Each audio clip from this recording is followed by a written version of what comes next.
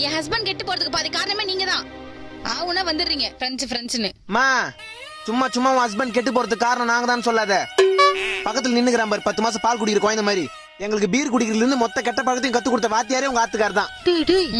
6வதுல அமலான்னு ஒரு பொண்ணை லவ் பண்ணா, 8வதுல ஏகவல்லின்னு ஒரு பொண்ணை லவ் பண்ணா, காலேஜ்ல கல்பனான்னு ஒரு பொண்ணை லவ் பண்ணா. இத்தனை பொண்ணுங்களோட வாழ்க்கையை கேட்டுட்டு உங்க கூட வாழ்ந்துக்கிற இவனை நாங்க கெடுக்கிறோமா?